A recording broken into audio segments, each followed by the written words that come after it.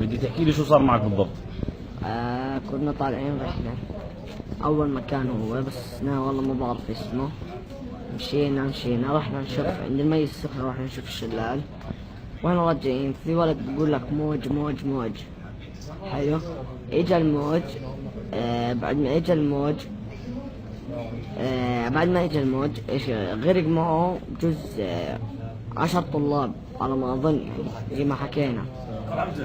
بعد ما كان في 10 طلاب غرقوا.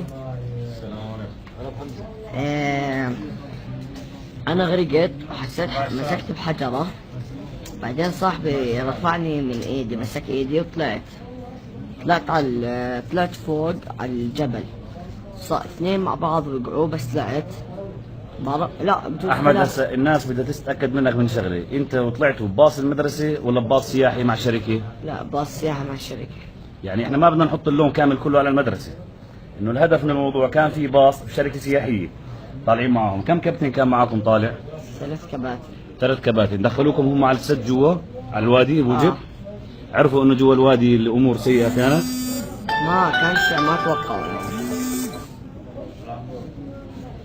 ما توقعوا يصير هيك يعني. شو اللي صار معك انت واصحابك بالضبط؟ شو اسمه، طلعنا على الجبل، قعدنا 3 ساعات، وعلى الجبل الثاني لا كمل. طلعنا على الجبل. كان في 10 على الجبل الثاني، واحنا 3 قعدنا 3 ساعات او 3 ساعات ونص. بعدين الكابتن في كوتش ضل واحد كابتن، راح وين؟ راح ينادي يرن على الدفاع المدني او الشرطة.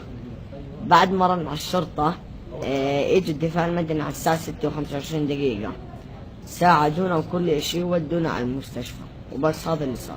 كم واحد كنتوا لما طلعتوا من الوادي تحت؟ لما ركبتوا في سيارة الإسعاف؟ أول دفعة كانت 10.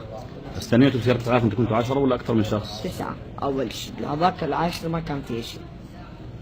يا سيدي، هني الناس بسلامتك. إن شاء الله.